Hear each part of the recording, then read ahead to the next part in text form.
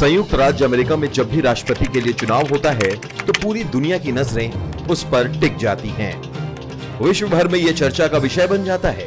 हालांकि ऐसा होना लाजमी भी है क्योंकि यह दुनिया के सबसे ताकतवर व्यक्ति का चुनाव होता है। आमतौर पर अमेरिकी राष्ट्रपति के चुनाव में दो ही मुख्य पार्टियां आमने सामने होती हैं और इस बार भी राष्ट्रपति के चुनाव में मुख्य रूप से दो राजनीतिक पार्टियां ही मैदान में रहीं, डेमोक्रेटिक पार्टी और रिपब्लिकन पार्टी। अब अगर दोनों पार्टियों के सिद्धांत और विचारधारा की बात करें तो डेमोक्रेट्स एक उदार राजनीतिक दल है जिसका एजेंडा मुख्य रूप से नागरिक अधिकारों, व्यापक सामाजिक सुरक्षा और जलवायु परिवर्तन से निपटने के उपायों के लिए प्रयास करना है। वहीं रिपब्लिकन पार्टी अमेरिका में रूढ़िवादी राजनीतिक दल है। इसे GOP यानी ग्रैंड ओल्ड पार्टी के नाम से भी जाना जाता है। यह पार्टी कम करो, सरकार के आकार को छोटा करने, बंदूक रखने के अधिकार और आवर्जन तथा गर्भपात पर कड़े प्रतिबंधों के पक्ष में रहती है।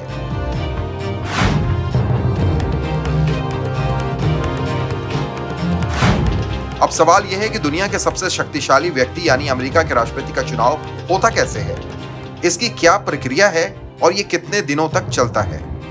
तो सबसे पहले यहाँ ये जान लेना जरूरी है कि अमेरिका भारत की तरह ही एक लोकतांत्रिक देश है, लेकिन जिस तरह से भारत में चुनाव संपन्न होते हैं और मतदाता सीधे अपने प्रतिनिधि को चुनते हैं, वैसी प्रक्रिया अमेरिका में राष्ट्रपति के चुनाव में नहीं अपनाई जाती। अमेरिका के राष्ट्रपति और उपराष्ट्रपति का चुनाव एक अप्रत्यक्ष तरीके से होता है जिसमें अमेरिकी नागरिक सीधे राष्ट्रपति और उपराष्ट्रपति का चुनाव नहीं करते हैं।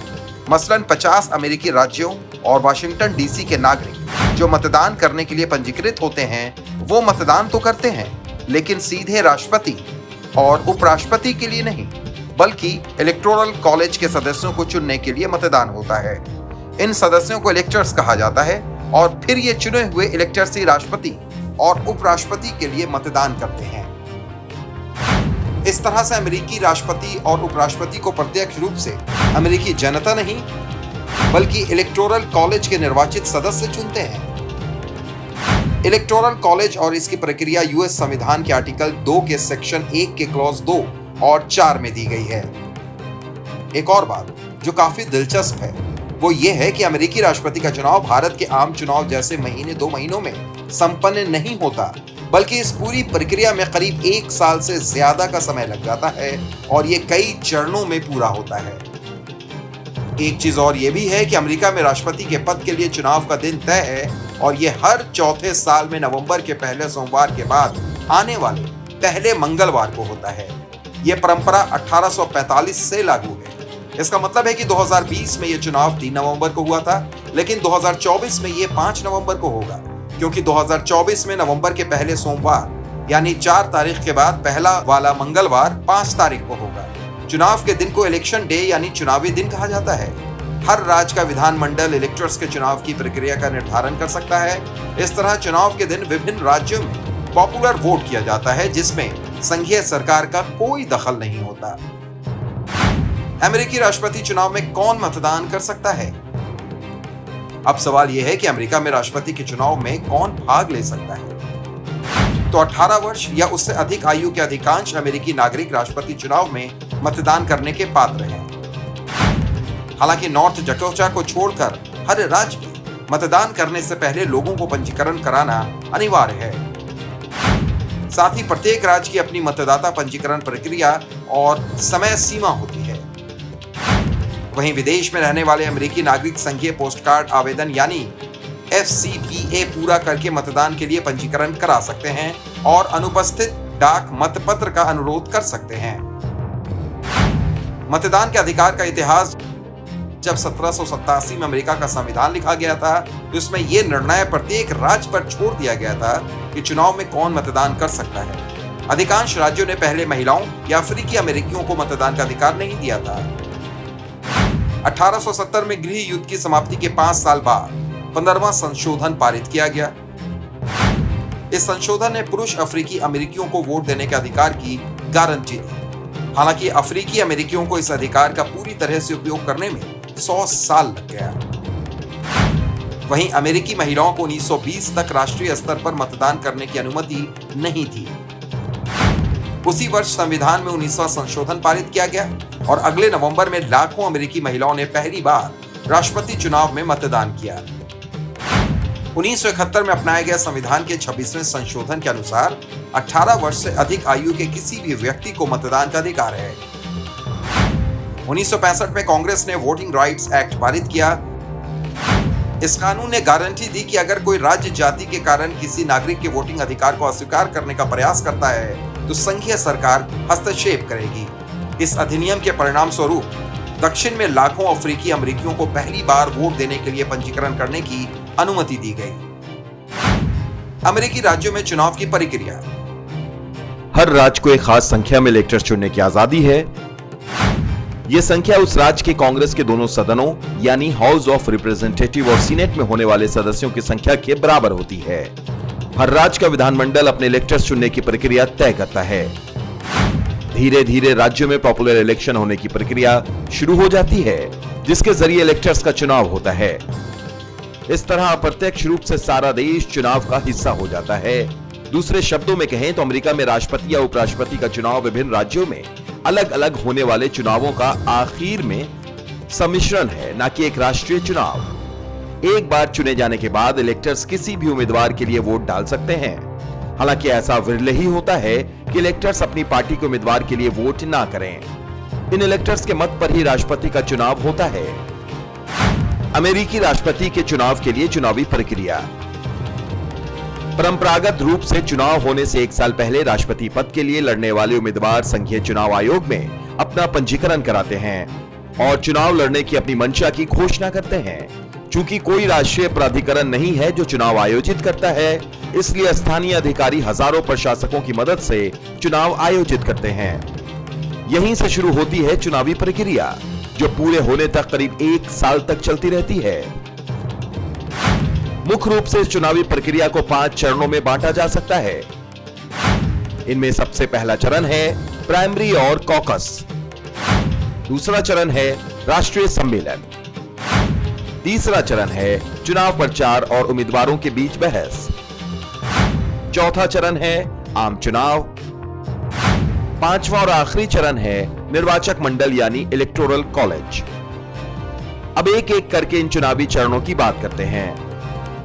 प्राइमरी और कॉकस, राष्ट्रपति चुनाव का पहला चरण। राष्ट्रपति के चुनाव का पहला आधार है प्राइमरी और कॉकस, जिसके जरिए यह पता चल जाता है कि किस पार्टी का कौन सा उम्मीदवार राष्ट्रपति पद के लिए सबसे ज्यादा लोकप्रिय है। प्राइमरी चुनाव राज्य और स्थानीय अधिकारियों द्वारा गुप्त मतपत्र के जरिए संचालित किया जाता है। इसमें प्राइमरी मतदाता गुप्त मतदान कर अपने पसंदीदा उम्मीदवार को चुनते हैं। मतदान के बाद आयोजक वोटों की गिनती करते हैं और यह गणना करते हैं कि किस उम्मीदवार को सबसे ज्यादा वोट मिले हैं। वहीं कॉकस राजनीतिक दलों द्वारा स्वयं आयोजित किए जाने वाले निजी कार्यक्रम को कहते हैं, जिसमें चर्च, स्कूलों, पुस्तकालयों या यहां तक कि सदस्यों के निजी घरों में होने वाली छोटी निजी सभाएं आयोजित होती हैं, जहां पार्टी के सदस्य खुले तौर पर अपनी पसंद के उम्मीदवार के पक्ष में अपनी राय व्यक्त करते हैं। प्राइमरी और कॉकस अमेरिकी राष्ट्रपति के चुनावी प्रक्रिया की पहली सीढ़ी होने के साथ ही काफी महत्वपूर्ण भी है। इसके जरिए न केवल पार्टियों को अपने लोकप्रिय उम्मीदवारों का पता चलता है, बल्कि चुनावी मुद्दे भी मिल जाते हैं। जैसे अगर प्राइमरी या कॉकस के दौरान जलवायु परिवर्तन को सबसे ऊपर रखने वाला उम्मीदवार ज्यादा मतदाताओं द्वारा पसंद किया गया है, तो इस बात की संभावना काफी बढ़ जाती है कि जलवायु परिवर्तन उस पार्टी के एजेंडे में सबसे ऊपर होगा। राष्ट्रीय सम्मेलन यानी नेशनल कन्वेंशन, राष्ट्रपति चुनाव का दूसरा चरण। प्राइमरी और कॉकस के बाद दूसरा चरण होता है राष्ट्रीय सम्मेलन यानी नेशनल कन्वेंशन का। चूंकि प्राइमरी और कॉकस के माध्यम से राज्य प्रतिनिधि वोट देकर अपने उम्मीदवारों को चुनते हैं, लेकिन राष्ट्रीय स्तर पर उनकी पुष्टि के लिए एक राष्ट्रीय सम्मेलन का आयोजन किया जाता है। इस राष्ट्रीय सम्मेलन में अलग अलग राज्यों से प्राइमरी और कॉकस में चुने गए राज्य प्रतिनिधि अपने पसंदीदा उम्मीदवारों का चयन करते हैं और सम्मेलन के अंत में पार्टियों द्वारा बाकायदा राष्ट्रपति पद के उम्मीदवार के लिए अंतिम रूप से अपने आधिकारिक उम्मीदवार की घोषणा की जाती है। इसी सम्मेलन में हर पार्टी के राष्ट्रपति पद का उम्मीदवार आधिकारिक रूप से घोषणा करता है कि उनके साथ रनिंग मेट यानी उपराष्ट्रपति पद के लिए कौन चुनाव लड़ेगा। चुनाव प्रचार और टीवी डिबेट राष्ट्रपति चुनाव का तीसरा चरण। तीसरे चरण में राष्ट्रपति पद के उम्मीदवार आम जनता का समर्थन पाने के लिए पूरे देश में चुनाव प्रचार में जुट जाते हैं। ये उम्मीदवार देश भर में यात्रा करते हैं, आम जनता को अपने विचार और योजनाएं बताते हैं और संभावित मतदाताओं का समर्थन जीतने की कोशिश करते हैं। रैलियां, बहस और विज्ञापन आम चुनाव प्रचार का एक बड़ा हिस्सा है। इसी चरण के दौरान उम्मीदवारों के बीच टेलीविजन पर चुनावी मामले से जुड़े मुद्दों पर गर्मा गर्म डिबेट भी होती है, जिसकी चर्चा पूरी दुनिया में होती है। आखिरी हफ्ते में उम्मीदवार अपनी पूरी ताकत स्विंग स्टेट्स को लुभाने में झोंकते हैं। स्विंग स्टेट्स वे राज्य होते हैं जहां की मतदाता किसी भी पक्ष की तरफ जा सकते हैं। पॉपुलर वोट बनाम इलेक्टर्स वोट, राष्ट्रपति चुनाव का चौथा चरण। इसके बाद का चरण होता है आम चुनाव का, जो आम तौर पर नवंबर में होता है। अब राज्य स्तर पर वोटिंग की प्रक्रिया शुरू होती है, जिसमें राज्यों के वोटर्स अपना वोट डालते हैं। यहाँ एक बात जानना जरूरी है कि जब विभिन्न राज्यों में लोग अपना वोट डालते हैं तो वे वास्तव में इलेक्टर के रूप में जाने जाने वाले लोगों के एक समूह के लिए वोट करते हैं, न कि सीधे राष्ट्रपति पद के उम्मीदवार के लिए। इलेक्टर्स को मिलने वाले इस वोट को पॉपुलर वोट कहते हैं, यानी सबसे ज्यादा मिलने वाला वोट। पॉपुलर वोट के आधार पर इलेक्टर्स तो चुन लिए जाते हैं, लेकिन राष्ट्रपति नहीं। अमेरिकी राष्ट्रपति के चुनाव में कई ऐसे उदाहरण हैं जहां पॉपुलर वोट पाने वाला उम्मीदवार राष्ट्रपति का चुनाव हार गया हो। दरअसल राष्ट्रपति का चुनाव पॉपुलर वोट से नहीं, बल्कि इलेक्टर्स के वोट से होता है। जिस उम्मीदवार को सबसे ज्यादा इलेक्टर्स का वोट मिलता है, वही अमेरिका का राष्ट्रपति बनता है। अमेरिकी इतिहास में अब तक ऐसे 5 राष्ट्रपति हुए हैं जो पॉपुलर वोट हार गए, लेकिन राष्ट्रपति का चुनाव जीत गए। याद कीजिए 2016 में डोनाल्ड ट्रंप बनाम हिलेरी क्लिंटन का चुनाव, जिसमें हिलेरी क्लिंटन को ट्रंप की तुलना में 2.8 मिलियन पॉपुलर वोट ज्यादा मिले थे, लेकिन हिलेरी क्लिंटन को कुल 227 इलेक्टोरल वोट ही मिल पाए, जबकि डोनाल्ड ट्रंप को 304 इलेक्टोरल वोट मिले और इस तरह डोनाल्ड ट्रंप राष्ट्रपति पद के लिए निर्वाचित हो गए। इलेक्टोरल कॉलेज यानी निर्वाचक मंडल राष्ट्रपति चुनाव का आखिरी चरण। सबसे अंतिम और निर्णायक चरण है निर्वाचक मंडल यानी इलेक्टोरल कॉलेज की भूमिका। इलेक्टोरल कॉलेज कोई भौतिक स्थान नहीं है, ये एक प्रक्रिया है जिसमें निर्वाचकों का चयन, राष्ट्रपति और उपराष्ट्रपति के लिए वोट डालने वाले निर्वाचकों की बैठक और कांग्रेस द्वारा निर्वाचकों के मतों की गणना शामिल होती है।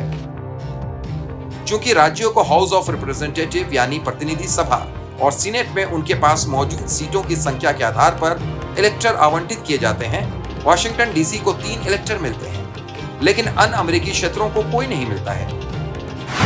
कुल मिलाकर 538 इलेक्टर हैं, जिसमें प्रतिनिधि सभा की 435 सीटें प्लस सीनेट की 100 सीटें प्लस वाशिंगटन डीसी के लिए 3 है और इस तरह कुल 538 इलेक्टर्स हैं, जिनकी भूमिका सबसे ज्यादा निर्णायक होती है।